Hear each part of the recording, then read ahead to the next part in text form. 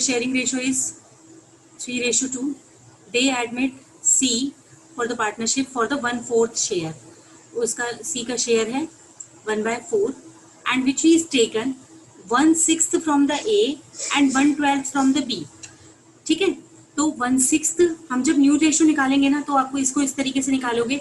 A का share है 3/5, B का शेयर है 2/5, उनमें से माइनस कर देंगे कि 1/6 इसने दिया एंड 1/12 बी ने दिया.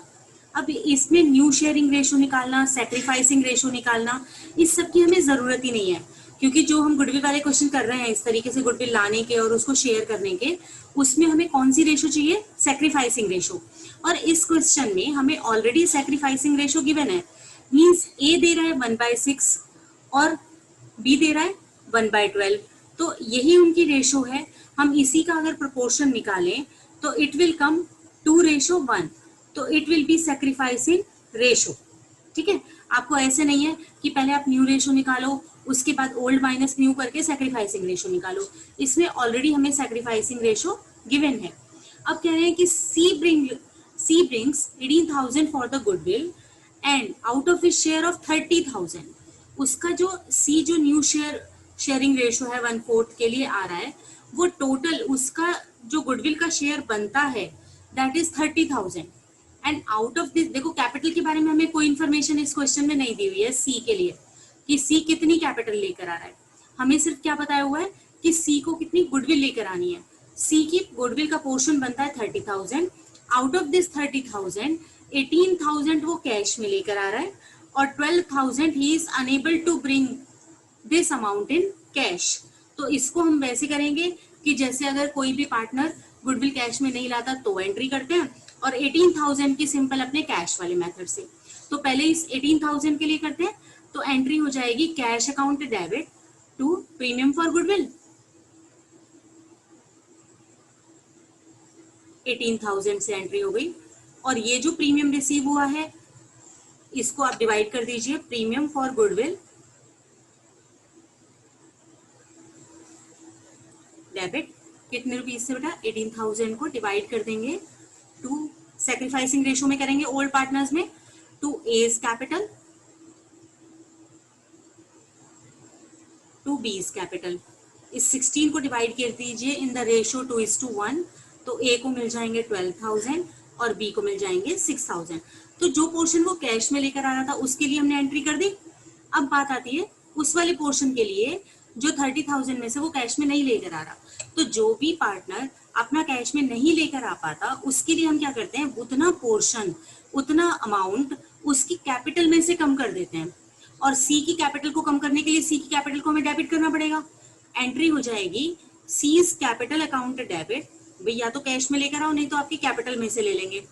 टू एज कैपिटल मिलेगा ये भी ओल्ड पार्टनर्स को इन देयर सैक्रिफाइसिंग रेशियो. तो A's capital account to B's capital account. ये जो 12,000 रुपीज है इसको भी आप 2:1 में डिवाइड कर दीजिए. तो 8,000 एंड 4,000 इन दोनों एंट्रीज के बदले जो ये जो दो एंट्रीज हमने ए और बी की कैपिटल को क्रेडिट करने के लिए, मतलब उनको गुडविल का अमाउंट सैक्रिफाइसिंग रेशियो में देने के लिए जो किए हैं, आप इनको कंबाइंड भी कर सकते थे. देखो आंसर में पहली वाली एंट्री है जो हमारी cash account debit to premium for goodwill, ये तो है जो पोर्शन वो कैश में लेकर आ रहे हैं 18,000 रुपीज. और फिर उसके बाद premium for goodwill 2A and B and seize capital 2A and B. जो भी 18,000 था उसे भी डिवाइड करना है 2:1 में, और जितना वो लेकर नहीं आ रहा है 12,000 उसकी कैपिटल में से लेकर वो भी डिवाइड करना है among the old partners in their sacrificing ratio, और ए और बी में उसको डिवाइड कर देंगे. And Beena, these are the partners.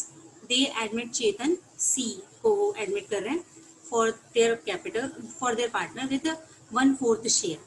चेतन का जो न्यू पार्टनर है उसका शेयर है 1/4 in the profits of the firm. Chetan brings 2 lakh for the capital.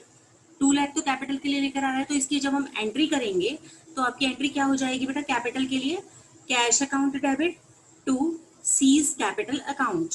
2 lakh उसके कैपिटल अकाउंट में आ जाएंगे. And value of the total assets of the firm are, ये 1/4 शेयर के लिए लेकर आ रहा था 2 लाख रुपीज की capital.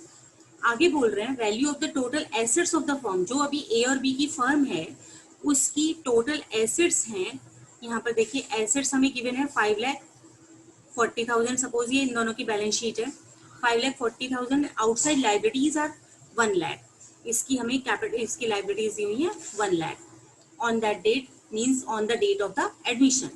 Give the necessary entries to record the goodwill. अब इसमें देखो कुछ भी नहीं कहा हुआ, गुडविल को कैसे कैलकुलेट करेंगे, so it is a question of hidden goodwill. ठीक है, आप हिडन गुडविल के तरीके से निकालोगे। इसमें हम क्या करते हैं कि जो न्यू पार्टनर का शेयर है उसके बेसिस पर आप टोटल कैपिटल निकालिए। 1/4 शेयर के लिए उसे टोटल 2 लाख की कैपिटल लानी पड़ रही है, तो according to his share, according to the new partner share, अगर आप वैल्यू गुडविल टोटल कैपिटल को कैलकुलेट करो, it will come 2 lakh, sorry 8 lakh.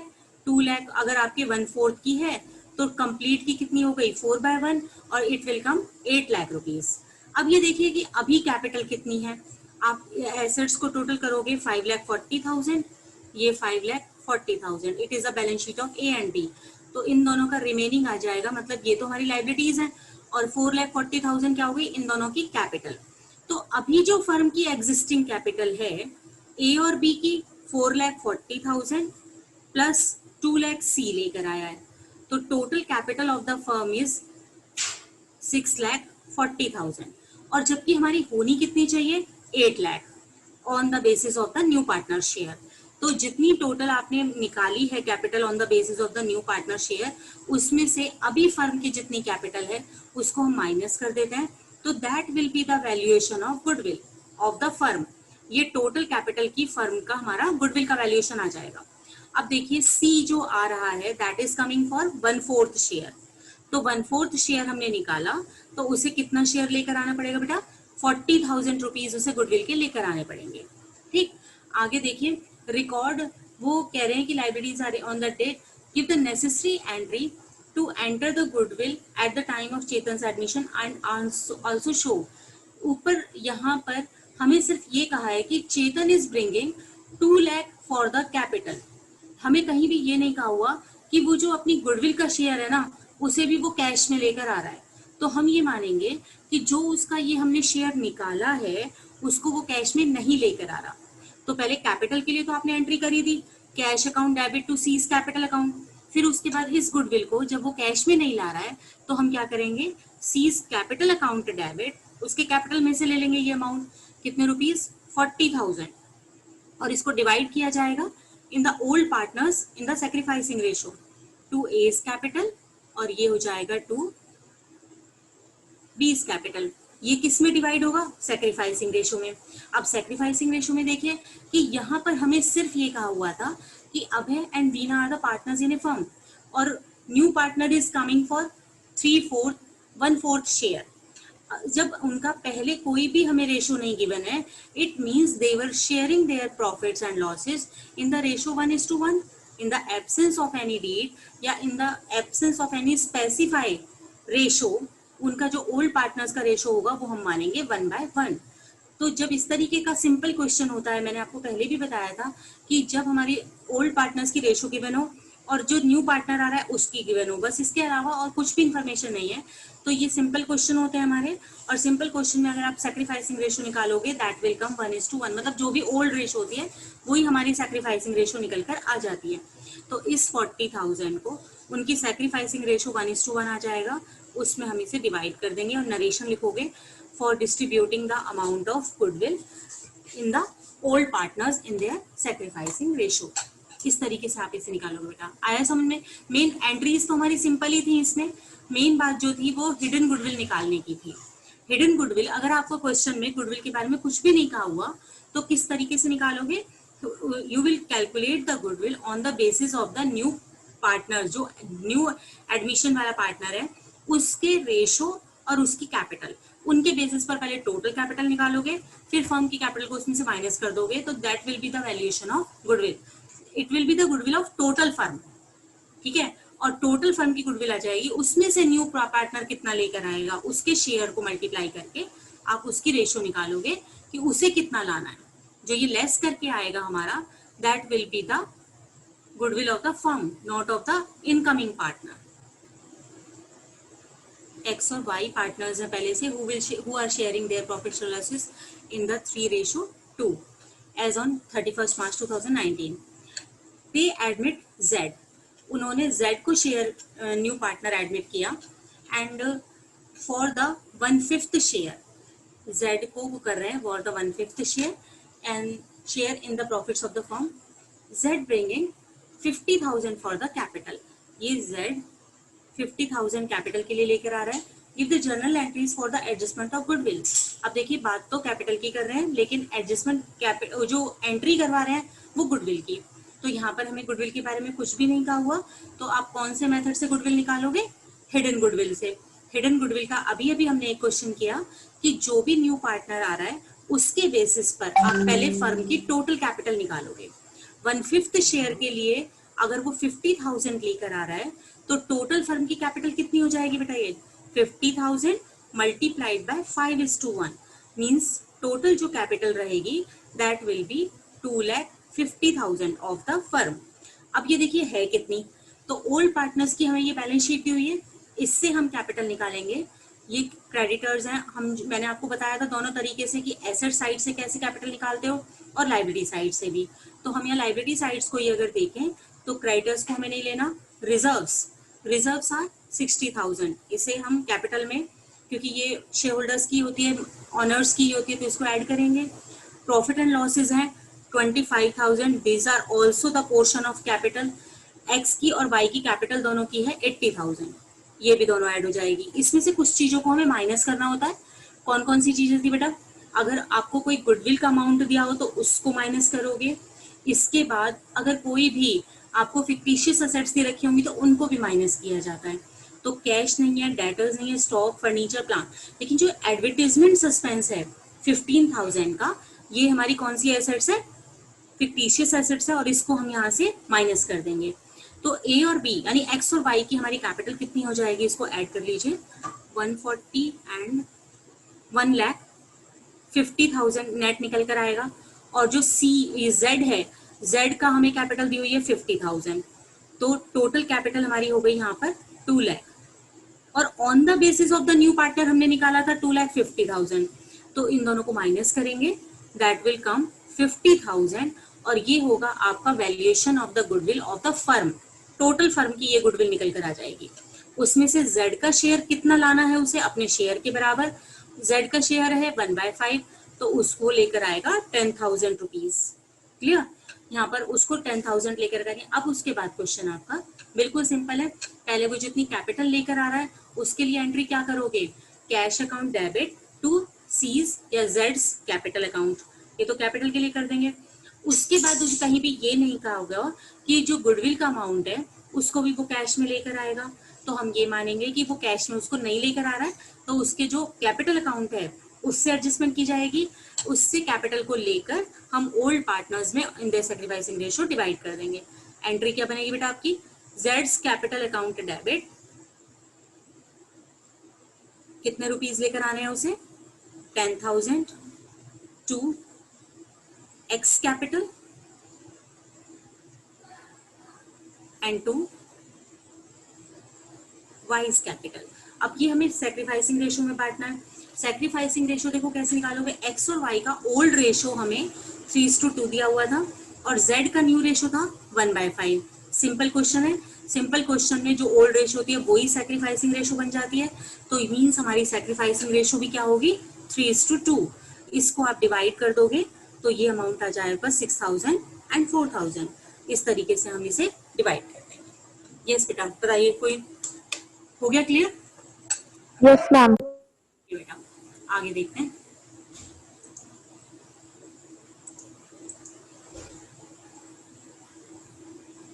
अब हम अपने आ जाते हैं रिवैल्यूएशन ऑफ एसेट्स. ये नेक्स्ट स्टेप होगा हमारा.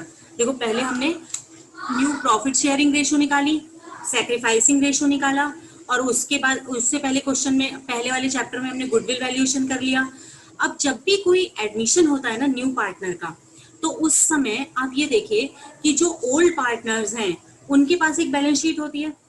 अब eight the time of the admission of the new partner अगर सपोज उसकी बैलेंस शीट में जो पुरानी वाली बैलेंस शीट है, पुराने पार्टनर्स की जो एसेट्स और लाइबिलिटीज हैं, उनका हो सकता है कि वैल्यू कुछ कम या ज्यादा हो as per their in comparison to their balance sheet. जितनी हमें बैलेंस शीट में वैल्यू दी हुई है, हो सकता है एसेट्स की वैल्यू कुछ ज्यादा हो या कम हो। तो न्यू पार्टनर जब आएगा, ना तो पुराने पार्टनर्स उसे कोई एडवांटेज देना चाहेंगे कि अगर एसेट्स की वैल्यू ज्यादा है तो उसे ज्यादा अमाउंट में शेयर नहीं देंगे। इसी तरीके से ना ही जो न्यू पार्टनर है वो ये चाहेगा कि अगर जो आपने लाइबिलिटीज शो की हुई हैं उनसे अगर किसी लाइबिलिटी का वैल्यूएशन ज्यादा है या फिर एसेट्स का वैल्यूएशन कम है तो उसे लॉस होगा, ना वो इस डिसएडवांटेज को लेना चाहेगा। तो इसलिए हम क्या करते हैं, eight the time of the new partner हम सारी एसेट्स को और सारी लाइबिलिटीज को रीअसेस करते हैं। तो रीअसेस जब किया जाता है तो उसके लिए हम क्या बनाते हैं, रिवैल्यूएशन अकाउंट, या फिर उसको हम बोलते हैं profit and loss adjustment account. ठीक है, तो ये जो रिवैल्यूएशन अकाउंट बनाया जाएगा, इसमें जो भी आपकी एसेट्स या लाइबिलिटीज की वैल्यू में कोई भी अंतर होगा उसे हम अकाउंट फॉर करेंगे। जो रिवैल्यूएशन अकाउंट है, it is a type of nominal account. और जैसे हम नॉमिनल या प्रॉफिट एंड लॉस भी is a type of nominal account, उसमें हम क्या करते हैं, कोई भी लॉसेस होते हैं तो उसे डेबिट में हम अकाउंट फॉर करते हैं, और कोई भी गेन्स होते हैं नॉमिनल नेचर का जो भी अकाउंट होगा उसका यही फंडामेंटल होता है कि debit all losses and expenses and credit all gains. तो इसी तरीके से रिवैल्यूएशन अकाउंट में भी जो भी डेबिट होंगे फर्म को, जो भी लॉसेस होंगे उनको डेबिट कर दिया जाएगा, और जो भी गेन्स होंगे उनको क्रेडिट कर देंगे। और जो भी इनका नेट प्रॉफिट ऑन रिवैल्यूएशन या लॉस ऑन रिवैल्यूएशन होगा, that is of the old partners only. उसमें से न्यू पार्टनर को ना तो कोई गेन शेयर किया जाएगा, ना ही वो किसी तरीके के लॉस को बियर करेगा। क्लियर? तो इसके लिए हम बनाएंगे रिवैल्यूएशन अकाउंट। अब देखो रिवैल्यूएशन अकाउंट की हम एंट्री किस तरीके से करेंगे वो अब हम सीखेंगे।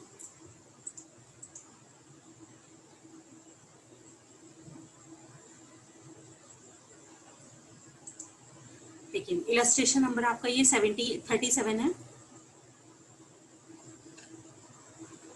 पास the journal entries in the forms journal for the following of the, वो हम यहाँ पर डेबिट करेंगे लॉसेस को, और कोई भी गेन होगा तो उसे क्रेडिट करेंगे।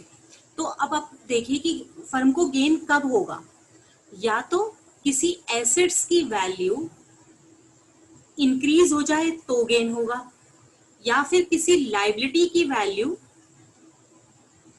कम हो जाए कि कोई लाइबिलिटी थी जो आपको ज्यादा पे करनी थी और उसकी वैल्यू कम हो गई तो गेन होगा। Means increase in the value of assets and decrease in the value of liabilities, तो उसको हम रिवैल्यूएशन अकाउंट के क्रेडिट में अकाउंट फॉर करेंगे।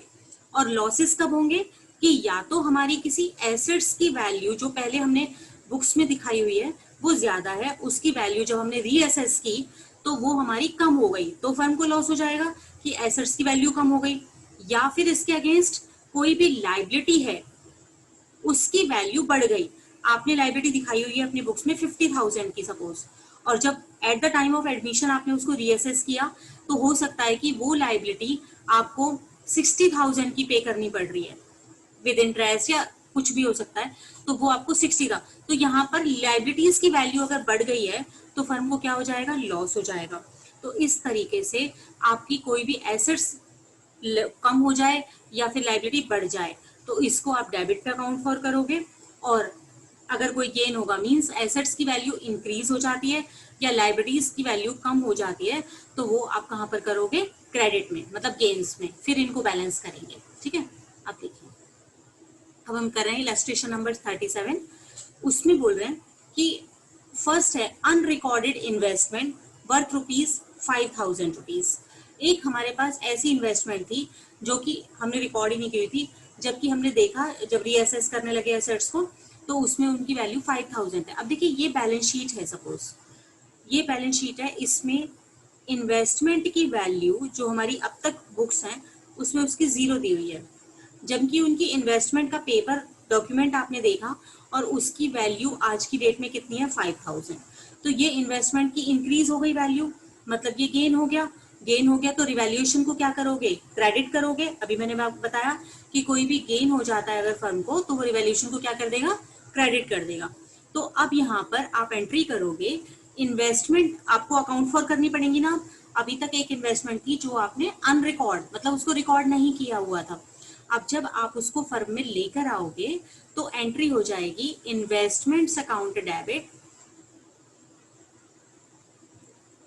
To revaluation. रिवैल्यूएशन गेन हो गया कितने रुपीस का, 5000 का। नेक्स्ट देखिए, unrecorded liability towards the supplies rupees 1500। ऐसी लाइबिलिटी जो हमने सोचा था कि जीरो है, हमें पे ही नहीं करनी, लेकिन हमें वो पे करनी है, तो फर्म को लॉस हुआ, लॉस होगा तो रिवैल्यूएशन को डेबिट करेंगे और उस लाइबिलिटी को हम अब अकाउंट में लेकर आएंगे। आपको पता है कि जब लाइबिलिटी को अकाउंट में लेकर आते हैं तो लाइबिलिटीज के बैलेंसेस होते हैं क्रेडिट। लाइबिलिटी को बढ़ाने के लिए उस लाइबिलिटी को हमें एक और क्रेडिट करना पड़ता है। तो यहाँ पर इस वाले ट्रांजेक्शन की एंट्री सेकंड की हो जाएगी revaluation account debit because it is a loss for the firm. तो revaluation account debit to liability, जो भी वो लाइबिलिटी का हमें नाम दिया होगा वो लाइबिलिटी को आप क्रिएट कर लोगे, इट इज ऑफ 1500 रुपीज। तो इस तरीके से रिवैल्यूएशन अकाउंट में हम एंट्री करेंगे। रिवैल्यूएशन अकाउंट डेबिट हो गया, लॉस हो गया, और टू लाइबिलिटी, उस लाइबिलिटी को हमने जनरेट कर दिया। नेक्स्ट है, एक क्रेडिटर है 600 का, is not likely to be claimed. अब वो हमसे क्लेम नहीं करेगा, मतलब हमें पे नहीं करना, that is to be return back. अब उसको पे हमें फिनिश करना है, मीन्स एक लाइबिलिटी कम हो रही है। एक क्रेडिटर 600 का था जिसको अब हमें पे नहीं करना। जब लाइबिलिटी कम हो रही है तो इसका मतलब क्या हुआ कि गेन हो गया फर्म को, और फर्म को गेन होता है तो रिवैल्यूएशन को क्रेडिट करते हैं, और वो लाइबिलिटी हमें फिनिश करनी होगी जो हमने रिकॉर्ड की हुई है। लाइबिलिटी मतलब क्रेडिटर को फिनिश करने के लिए उसे क्या करते हैं, वापस कम करने के लिए डेबिट। तो एंट्री हो जाएगी क्रेडिटर अकाउंट डेबिट, क्रेडिटर्स को हमने फिनिश कर दिया 600 से, और 2 हमें ये गेन हो गया, गेन को हमने क्रेडिट कर दिया रिवैल्यूएशन में, तो ये हो जाएगा रिवैल्यूएशन अकाउंट 600। तो इस तरीके से आप इनकी रिवैल्यूएशन अकाउंट जो हम बनाएंगे उसमें एंट्रीज, जनरली जो आपका एग्जाम में क्वेश्चन आएगा उसमें एंट्रीज बहुत कम केसेस में आती हैं। आपको एक फुल फ्लैश क्वेश्चन ही करना होगा जिसमें कि पहले रिवैल्यूएशन अकाउंट बनाओ, पार्टनर्स कैपिटल अकाउंट बनाओ, बाकी गुडविल के उसके लिए हमें एंट्री करनी होगी। तो लेकिन बेस सीखने के लिए आपको एंट्रीज भी पहले करनी होगी। ये क्लियर है तीनों एंट्रीज? मैम थर्ड वाला बता दो। थर्ड वाला, यस मैम। एक क्रेडिटर है बेटा 600 रुपीज का, he is not likely to be claimed. अब वो हमसे क्लेम नहीं करेगा, मतलब कि एक वो हमें पे नहीं करना पड़ेगा, पे नहीं करना पड़ेगा, लाइबिलिटी है, उसको लाइबिलिटी को कम कर रहे हो ना, तो फर्म को क्या हो जाएगा, फर्म को वो पे नहीं करनी। अगर आपको किसी को पैसे देने हैं और वो आपको नहीं, तो आपको गेन हो जाएगा ना, फायदा हो जाएगा कि आपको 600 पे करने थे और वो नहीं करने, ठीक है। तो इसीलिए गेन के लिए रिवैल्यूएशन को हमने क्रेडिट कर दिया, और वो जो क्रेडिटर हमने अकाउंट फॉर बेकार में कर रखा था जिसको अभी हमें पे नहीं करना, उसको हमें राइट ऑफ करना है, बेकार खत्म कर देंगे। और क्रेडिटर्स का बैलेंस हमारा क्रेडिट होता है, उसको फिनिश करने के लिए हमने क्रेडिटर्स को डेबिट कर दिया। तो एंट्री बन गई क्रेडिटर्स अकाउंट डेबिट टू 600 के हम क्रेडिटर्स कम कर देंगे और फर्म को गेन हो जाएगा टू रिवैल्यूएशन 600 रुपीज, ठीक है। और मैम सेकंड पार्ट में कौन सा अकाउंट क्रेडिट हुआ है? लाइबिलिटी का, अनरिकॉर्डेड लाइबिलिटी थी टुवर्ड्स द सप्लाईज, मतलब अनरिकॉर्डेड। हमने जैसे अपनी बैलेंस शीट में एक उसको जीरो कर रखा था, मतलब हमने उसको रिकॉर्ड ही नहीं कर रखा था, ठीक है। और जबकि हमें क्या हुआ कि उसको पे करना पड़ेगा। तो लाइबिलिटी या उसका जो भी, जब हमें क्वेश्चन बताएंगे ना, अभी उसका नाम दिया हुआ है सिर्फ अनरिकॉर्डेड लाइबिलिटी। तो यहाँ पर रिवैल्यूएशन लॉस हो गया कि हमने सोचा नहीं था कि हमें ये 1500 पे करने पड़ेंगे, लेकिन हमें ये अब पे करने पड़ रहे हैं, हमें ये पता चली eight the time of admission of the new partner. तो ये जो है लाइबिलिटी, इसको हमें अपनी बुक्स में लाना होगा। जब बुक्स में लेकर आएंगे तो उसको क्रिएट करेंगे, बढ़ाएंगे, तो यहाँ पर आ जाएगी रिवैल्यूएशन अकाउंट को डेबिट किया, लॉस हो गया, टू अनरिकॉर्डेड लाइबिलिटी लिख दीजिए या लाइबिलिटी लिख दीजिए, ठीक है। ये 1500 रुपीज को हमने इसे क्रिएट कर लिया, लाइबिलिटीज जनरेट हो गई। यहाँ पर लाइबिलिटीज को खत्म किया था, क्रेडिटर जिसको पे नहीं करना था उसको क्रेडिटर्स को डेबिट करके फिनिश कर। X and Y they are sharing in the 2:3, Z is a new partner, और उसके पर हमें रिवैल्यूएशन अकाउंट बनाना है, उसकी एंट्रीज करनी है। तो फर्स्ट है the value of furniture is to be increase by, बेटा ये जो वर्ड है ना बाय, और यहाँ पर कई बार आएगा टू, अभी देखिए नेक्स्ट में मैं आपको बताऊंगी, अभी पहले फर्स्ट पर ही कंसंट्रेट कीजिए। The value of furniture is to be increase by 10,000, हमें फर्नीचर की वैल्यू को 10,000 रुपीज से बढ़ाना है। पहले उसकी जो बुक्स में वैल्यू है, बुक वैल्यू जो अब तक हमने अकाउंट्स बनाए हुए हैं उनमें उनकी वैल्यू दी हुई है 50,000, और जबकि हमने रियल में असेस की तो उसको 10,000 से बढ़ाना, मतलब फर्नीचर की वैल्यू है 60,000 जो कि हमने 50 दिखाई हुई है, क्लियर। तो उसको हमें 10,000 रुपए से बढ़ाना होगा, तो बिजनेस को क्या हो जाएगा, गेन हो जाएगा। अब गेन होगा तो रिवैल्यूएशन को क्रेडिट करोगे और फर्नीचर को डेबिट, क्योंकि अब तक हमने 50 का दिया खाया हुआ था, तो एंट्री हो जाएगी आपकी furniture account debit to revaluation account. ये हमने 10,000 रुपीज से इंक्रीज कर दी, ठीक है। सेकंड पर आते हैं। The value of furniture is to be increased to 40,000, एक और फर्नीचर था जिसको कि हमें 40,000 पर लाना है, उसकी बुक वैल्यू थी 20,000। अब देखो यहाँ पर अगर यहाँ पर लिखा होता इंक्रीज बाय 40,000, मतलब कि उस फर्नीचर की वैल्यू हमें 40,000 से बढ़ानी है, लेकिन अभी क्या है, तो हम यहाँ पर 40,000 बढ़ा देते और एंट्री हमारी हो जाएगी जब हमें इंक्रीज करनी है तो furniture account debit to revaluation.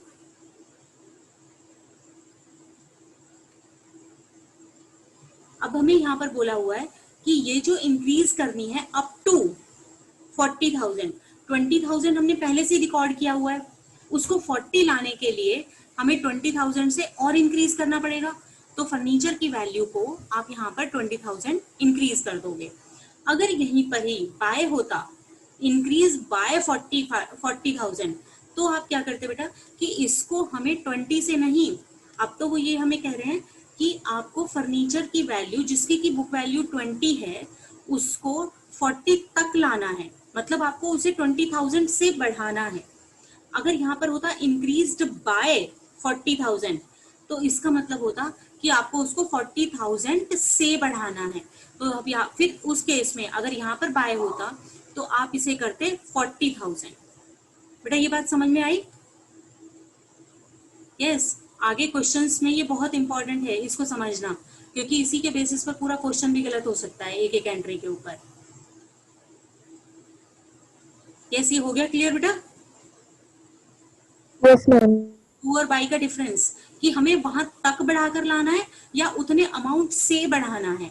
तो अब ये बोल रहे हैं यहाँ पर 40,000 तक बढ़ाओ, 20 तो हमारे पास पहले से अकाउंट फॉर है, तो उसे अगर 40 तक लाना है तो हमें 20 से और बढ़ाना पड़ेगा, तो इसलिए जो आंसर आपका आएगा वो आपका आएगा 20,000। The value of furniture has to bought up by 120% of its book value. जितनी भी आपकी फर्नीचर की वैल्यू है ना उसको आपको 20% और इंक्रीज करना है, मतलब उसको अप टू कहाँ तक लेकर आना है, 120% तक लेकर आना है, ठीक है, नॉट बाय। तो बुक वैल्यू है फर्नीचर की 50,000, तो अगर 50,000 है तो उसको कहाँ तक लेकर आओगे, इस वैल्यू के 120% तक, और इसका 120% होगा 60,000, means you have to increase the value of furniture by the 10,000, क्योंकि 60 तक लेकर आओगे, 50 आपने पहले ही रिकॉर्ड किया हुआ है, उसको 10 से और बढ़ा दीजिए, तो एंट्री हो जाएगी furniture account debit to revaluation account, कितने रुपीज से, 10,000 रुपीज से।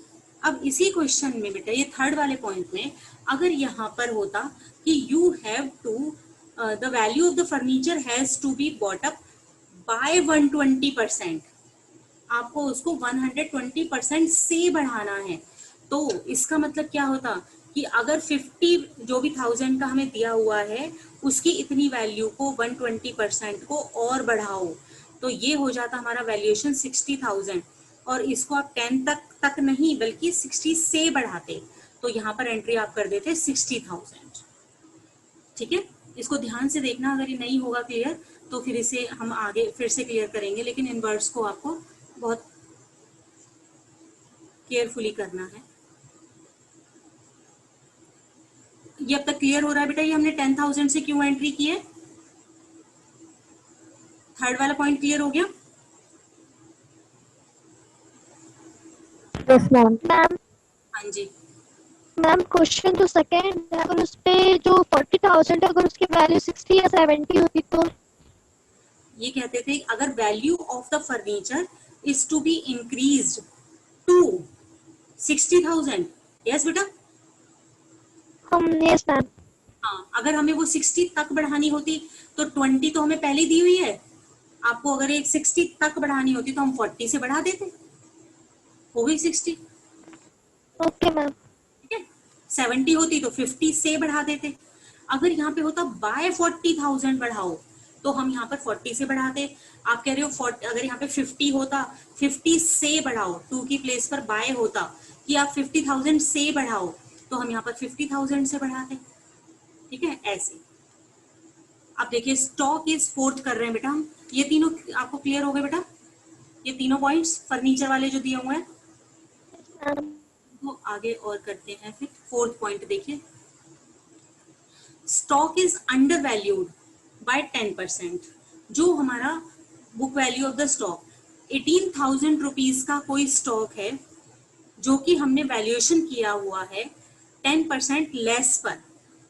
ठीक है, तो मतलब अगर उसकी स्टॉक, ये हमने 90% पे वैल्यूएशन किया हुआ है, आप इसको ठीक करोगे तो अगर इतना हमारा 90% है तो 100% कितना होगा? 20,000। मीन्स कि उसकी वैल्यू सही करने के लिए हमें उसे 20,000 पर शो करना पड़ेगा। अभी हमने कितने पर शो किया हुआ है? 18,000 पर। इसका मतलब हमें वो 2,000 से और बढ़ाना होगा। 2,000 से फर्नीचर को बढ़ाओगे तो एंट्री हो जाएगी, ओ सॉरी स्टॉक है ये, stock account debit to revaluation 2,000 rupees. ठीक है, अगला, stock is over valued by 10%।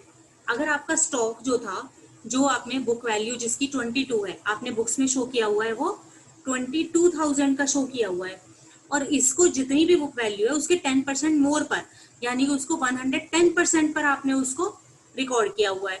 उसकी सही वैल्यू निकालते हैं पहले। उसको सही वैल्यू निकाला तो अगर ये 110 के बराबर है तो 100% कितना हुआ बेटा? 20,000। 20,000 आ गया यहाँ पर। जिसकी वैल्यू आपने 22 दिखाई हुई है उसकी सही वैल्यू 20,000 है। मींस आपको 2,000 क्या करना पड़ेगा? कम करना पड़ेगा। उसको कम करोगे तो लॉस होगा, एसेट्स की वैल्यू कम हो रही है, लॉस होगा तो रिवैल्यूएशन को क्या करोगे? डेबिट करोगे। तो एंट्री हो जाएगी आपकी revaluation account debit, revaluation account debit to stock. कितने रुपीज से? 20,000 रुपीज से। यस, ये दोनों स्टॉक वाले क्लियर हो गए। अगला मैम एक ये दोनों रिपीट कर दो एक बार। कौन सा वाला भैया? फोर्थ और फिफ्थ? Yes ma'am. कौन सा वाला? दोनों? यस मैम, दोनों नहीं समझ रहे। देखो हमारे ना एक स्टॉक दिए हुए हैं, दो स्टॉक दिए हुए हैं। पहले स्टॉक की बात करते हैं। तो वो बुक वैल्यू उसकी, यानी कि जो हमारे अकाउंट फॉर है, हमारी बैलेंस शीट में एक तरीके का स्टॉक है जिसकी यहाँ पर वैल्यूएशन दी हुई है 18,000, और एक स्टॉक बी है। दो अलग अलग तरीके से स्टॉक है। दूसरे की वैल्यूएशन हमें 22,000 दिया हुआ है। ठीक है, अब पहले वाले को देखो। वो ये कह रहे हैं कि जो पहला वाला स्टॉक है ना, जिसकी बुक वैल्यू हमें 18,000 दी हुई है, उसका वो अंडर वैल्यूड है, मतलब कि उसकी वैल्यूएशन हमने कम की हुई है बाय द 10%। मतलब कि अगर वो 100 रुपीज का होता है, यानी हमने उसकी वैल्यूएशन 10% कम पर है, मतलब 90% पर की हुई है, तो उसकी सही वैल्यूएशन निकालो। 18,000 को अगर आपने 90% पर किया हुआ है तो उसका 100% कितना हुआ, मतलब सही वैल्यूएशन कितना हुआ? तो ये आपका आ जाएगा 20,000 रुपीज। तो जो जिसकी सही वैल्यू 20 थी उसका वैल्यूएशन आपने 18 किया हुआ है, तो सही करने के लिए इसे 2,000 से इंक्रीज करोगे।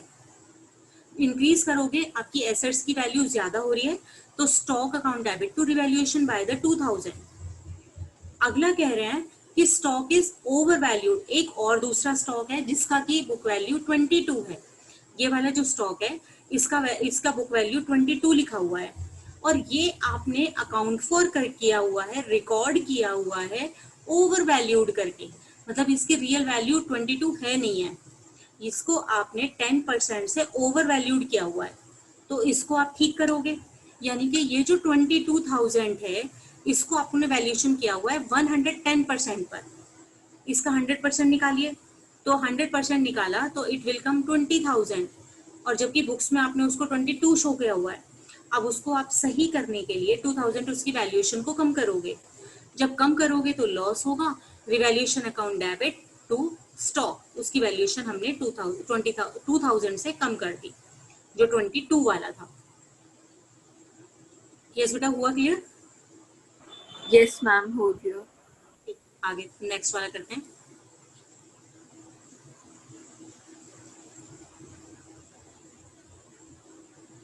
आगे देखिए, the market value of the stock is 25,000 और उसकी बुक वैल्यू है 20।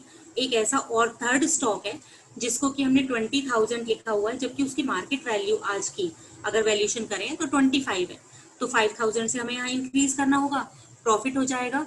तो स्टॉक अकाउंट डेबिट, स्टॉक को आप 5,000 से बढ़ा दोगे क्योंकि उसकी रियल वैल्यू हमें कितनी दिखानी है 25, तो stock account debit to revaluation, gain हो गया, तो गेन होकर रिवैल्यूएशन को आपने क्या कर दिया, क्रेडिट कर दिया। ये तो सिंपल है कि 20,000 का वैल्यूएशन जो है वो कितना है 25, तो 25 तक हम उसे बढ़ाएंगे, 25 तक लेकर आएंगे तो 5,000 से आपको उसको इंक्रीज करना होगा, 5,000 हमने इंक्रीज किया तो गेन हो गया। अगला देखिए, machinery is taken over by the x. यहाँ तक बेटा ये 6 एंट्रीज क्लियर है, 3 जो हमें फर्नीचर की दी हुई थी और 3 हमारी ये स्टॉक की दी हुई है। आई थिंक कोई प्रॉब्लम नहीं है इनमें।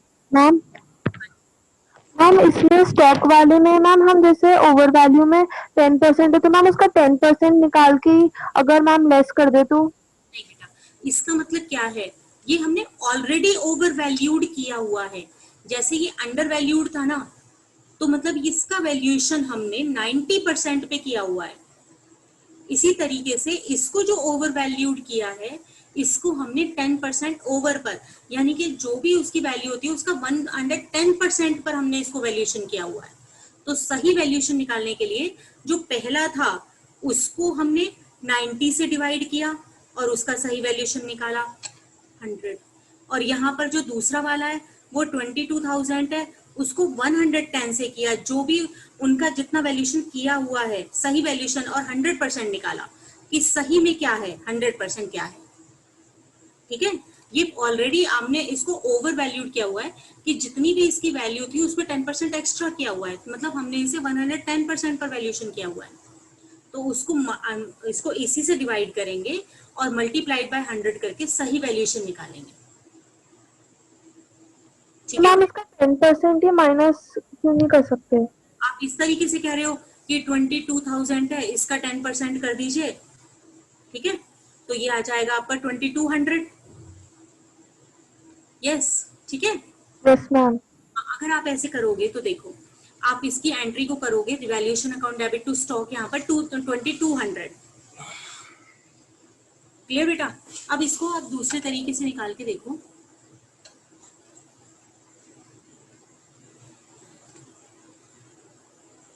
आपका जो ये यहाँ पर वैल्यू दी हुई थी वो 22,000 दी हुई थी, आप बोल रहे हो कि 2200 को लेस कर देते हैं तो इट विल कम 19,800, उसकी सही वाली वैल्यू आ जाएगी आपके हिसाब से, ठीक है।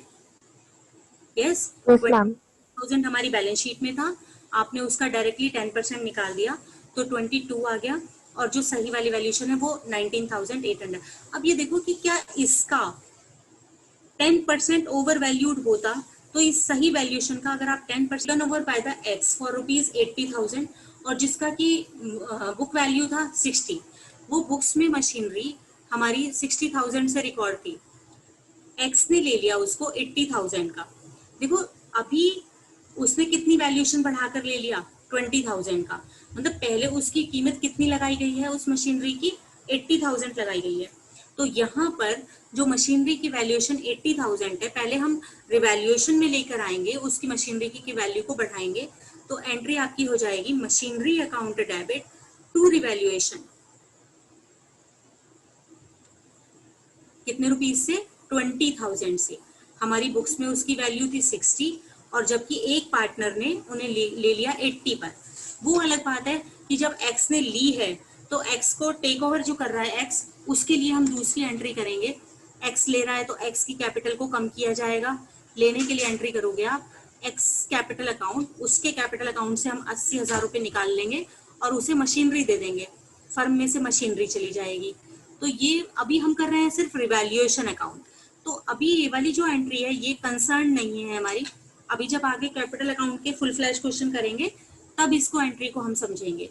अभी अगर सिर्फ हम रिवैल्यूएशन अकाउंट के पर्पज से देखेंगे तो इसका मतलब है कि एक एसेट है जिसकी वैल्यूएशन 20,000 से इंक्रीज हो रही है।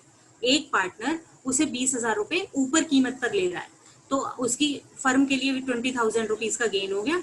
Machinery account debit to revaluation, ये एंट्री हो जाएगी। आगे देखिए 1/3 ऑफ द मशीनरी, 8th पर आ जाते हैं बेटा।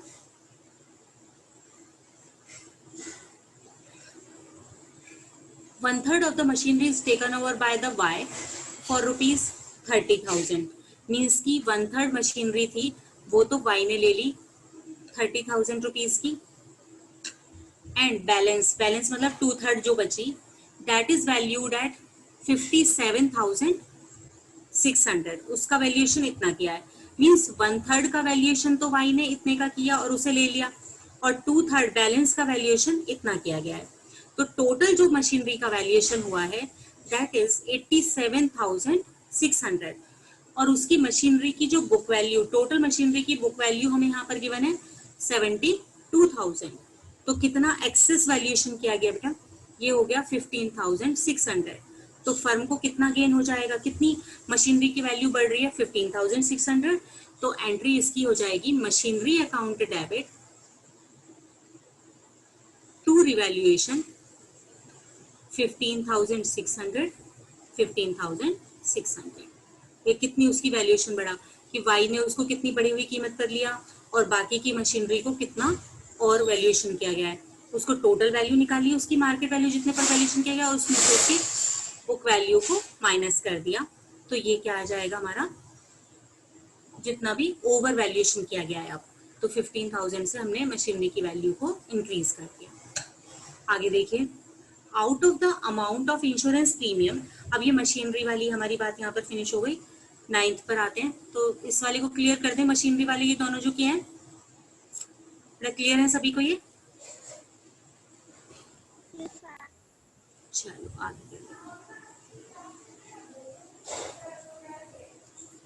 आगे देखिए out of the amount insurance premium which was debited to the profit and loss account 5,000 is to be carry forward to the next year. मतलब हमने जितना भी इंश्योरेंस प्रीमियम पे किया ना वो सारा प्रॉफिट एंड लॉस में डेबिट कर दिया। उसमें से 5,000 हमारी एसेट थी, प्रीपेड इंश्योरेंस। ये 5,000 रुपीज का हमारा प्रीपेड इंश्योरेंस है। मीन्स एक एसेट प्रीपेड इंश्योरेंस नाम की जो कि हमने बैलेंस शीट में 0 दिखाई हुई है, उसका वैल्यूएशन एक्चुअल में है 5,000 रुपीज।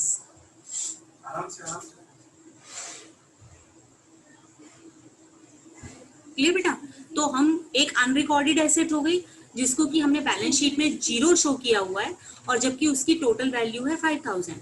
तो अनरिकॉर्डेड एसेट्स की वैल्यू बढ़ेगी और उस एसेट्स का नाम क्या है?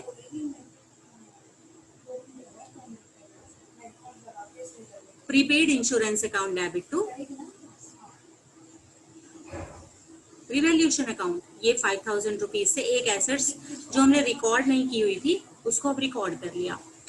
बड़ा हुआ क्या क्लियर? ये 9th out of the amount of insurance premium which was debited to the profit and loss account 5,000 is to be carry forward. मतलब 5,000 इसमें से एसेट्स है, तो उसको हमने अब तक शो नहीं किया हुआ था क्योंकि सारा का सारा प्रॉफिट एंड लॉस में डेबिट कर दिया। तो उस एसेट्स को हमें अकाउंट फॉर करना है। एसेट्स की वैल्यू बढ़ रही है तो उस एसेट को हमने अकाउंट फॉर किया और फर्म को गेन हो गया टू रिवैल्यूएशन। आगे देखिए expenses on revaluation amounted rupees 5,000 that is paid by X. अगर यहाँ तक बात नहीं होती, सिर्फ अभी आप ये मानिए ये वर्ड्स नहीं है, आपको कहा हुआ है कि expenses of revaluation amount to rupees 5,000। तो जब रिवैल्यूएशन एक्सपेंसेस को आप पे करते हो तो वो हमारा रिवैल्यूएशन अकाउंट डेबिट और फर्म से टू बैंक ये 5,000 रुपीज का आपका एक्सपेंडिचर हो जाता है। उसे एक्सपेंडिचर को हम रिवैल्यूएशन में डेबिट कर देंगे, all expenses will be debited. तो एक्सपेंसेस रिवैल्यूएशन में हमने डेबिट कर दिए और फर्म से 5,000 रुपीज का कैश चला जाएगा तो कैश को क्रेडिट कर देंगे। लेकिन यहाँ पर कह रहे हैं कि this amount is paid by x. अभी है तो ये फर्म का एक्सपेंस, लेकिन इसको किसने पे किया है? एक्स ने पे किया है। तो और फर्म से बैंक तो गया नहीं, बैंक किसके पास से गया? कैश किसके पास से गया है? एक्स के पास से। तो मीन्स फर्म के बिहाफ पर एक एक्सपेंडिचर किसने पे कर दिया? एक्स ने पे कर दिया। एक्स बाद में इसे फर्म से ले लेगा, तो इसलिए इसको हम कैसे करेंगे बेटा? Revaluation expenses, revaluation account debit to X capital account. Means X के कैपिटल अकाउंट में हमने वो 5,000 रुपीज, ये 5,000 रुपीज हमने उसकी कैपिटल अकाउंट में क्रेडिट करके छोड़ देंगे। उसकी कैपिटल अकाउंट में हमने एडजस्ट कर दिया, कैपिटल अकाउंट को बढ़ा दिया जो उसने पे किए हैं on the behalf of the firm. तो एंट्री आपकी जो होगी वो होगी revaluation account debit to X capital account, और उसके साथ ही आप नरेशन लिख सकते हो being expenses paid by the X. Next देखिए, a debtor whose due is 14,000.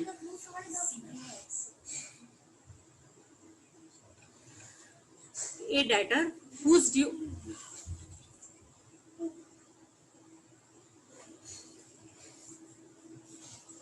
is 14,000, मतलब कि आपको उस डेटर से कितना अमाउंट लेना है? 14,000 were written off as the bad debts in last year. देखो ये हमारी बैलेंस शीट है, इसमें पहले साल कोई डेटर्स थे हमारे 14,000 के जिन्होंने देने से मना कर दिया था, फिर हमने उनको डेटर्स में से हटा दिया और बैड डेट्स में लेकर अपने प्रॉफिट एंड लॉस में बैड डेट्स करके 2 बैड डेट्स करके 14,000 यहाँ से हमने उनको हटा दिया। मीन्स अब आज की डेट में हमारे जो डेटर्स हैं उनमें ये 14,000 इंक्लूड नहीं है। दीज हैव रिटन ऑफ, ये पहले ही these were written off in the previous year, पहले ही रिटन ऑफ हो चुके हैं एंड उसने हमें पे कर दिए 10,000 रुपीज इन फुल सेटलमेंट। तो जब इस तरीके से इसको हम बोलते हैं बैड डेट्स रिकवर्ड अकाउंट। कोई भी ऐसा अमाउंट जो कि आप बैड डेट्स की तरह मान चुके थे, 14,000 अपने आप प्रॉफिट एंड लॉस में डेबिट कर चुके थे, उसने हमें कुछ ना कुछ अमाउंट दे दिया, तो ये हमारा एक प्रॉफिट होता है फर्म के लिए और इसको कहते हैं बैड डेट्स रिकवर्ड अकाउंट। तो पहले फर्म इसकी क्या एंट्री करेगी इनको रिसीव करने के लिए? Bank account debit to bad debts recovered account. कितने रुपीज है बेटा? ये 10,000 हमें रिकवर्ड हुए हैं, तो 10,000 से पहले ये अमाउंट मिलने के लिए अब देखिए these were paid 10,000 in the full settlement. तो इसकी बस यही एंट्री हो जाएगी कि एक डेटर ने आपको, अगर ये होता ना यहाँ पर कि उसने अभी पे नहीं किए तो हम इसे रिवैल्यूएशन में लेकर जाते। अब इसके बाद bank account debit to bad debts recovered account, इस तरीके से इसकी एंट्री। हाँ अदिति, 2 पार्टनर्स हैं,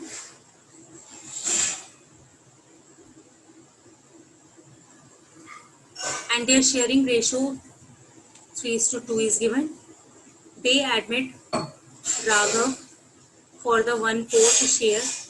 Raghav brings 6,000 for the capital, 6 lakh sorry, ये 6 लाख रुपीज लेकर आ रहा है कैपिटल के लिए, and his share of goodwill in cash। और उसके अलावा ये तो कैपिटल के लिए है और अपना जो भी गुडविल का शेयर होगा उसे भी वो कैश में लेकर आ रहा है, ठीक है। Goodwill of the firm is to be valued at 2-year purchase of the average profits of last 4 years। ये हमने वैल्यूएशन ऑफ गुडविल वाले चैप्टर में बहुत बार कर लिया कि हमें ये 4 years के क्या दिए हुए हैं, प्रॉफिट्स दिए हुए हैं, इनको पहले ऐड करके एवरेज कीजिए और एवरेज करके उनको कितने से मल्टीप्लाई कर दोगे? 2 years परचेज से। तो it will be the valuation of the firm. Total goodwill का जो वैल्यूएशन आएगा टोटल फर्म का आएगा, उसको आप 1/4 से मल्टीप्लाई करके किसका? राघव का शेयर निकाल कर लेकर आओगे जो उसको लेकर आ रहा है। The following additional information are also given. अच्छा, ये हमने आपको याद होगा कि जब गुडविल वाला चैप्टर किया था तो उसमें हम पहले अपने जितने भी हमें प्रॉफिट्स दिए होते हैं उसको हमें नॉर्मलाइज भी करना होता है कि अगर कोई एबनॉर्मल फिगर्स हैं, कोई एबनॉर्मल प्रॉफिट्स या एबनॉर्मल लॉसेस, तो उनके लिए भी एडजस्टमेंट करते हैं। यहाँ पर हमें क्या क्या दिया हुआ है, to cover the management cost at an annual charges, annual basis पर 56,250 should be made for the purpose of valuation of goodwill. मतलब ये जो प्रॉफिट्स दिए हुए हैं इनमें से एक और भी एक मैनेजमेंट चार्ज है जो कि हमने रिड्यूस नहीं किया हुआ, उसे हमें क्या करना है, माइनस करना है। तो आप क्या करोगे, देखिए हर एक साल के प्रॉफिट में से ये वाला जो है 56,250, ये आप क्या कर दोगे, इसको नॉर्मल एक और एक्सपेंडिचर है जो कि होगा उसको आप माइनस करोगे, माइनस 56,250, ये आपने लेस कर दिया। उसके बाद है closing stock for the year ended 31 मार्च 2017, यानी कि ये वाले जो लास्ट वाला ईयर है इसका स्टॉक जो था वो ओवर वैल्यूड किया गया था बाय द 15,000। देखो जब हमने किया था, ये हमारा ट्रेडिंग अकाउंट है, ट्रेडिंग अकाउंट में यहाँ पर हम क्लोजिंग स्टॉक दिखाते हैं। क्लोजिंग स्टॉक जितना भी था ना उसको ओवर वैल्यूड कर लिया गया था, कितना, 15,000 रुपीज से। जब हम उसे कम करेंगे तो हमारा जो यहाँ पे ग्रॉस प्रॉफिट आएगा वो भी क्या हो जाएगा, कम हो जाएगा, ग्रॉस प्रॉफिट भी कम हो जाएगा।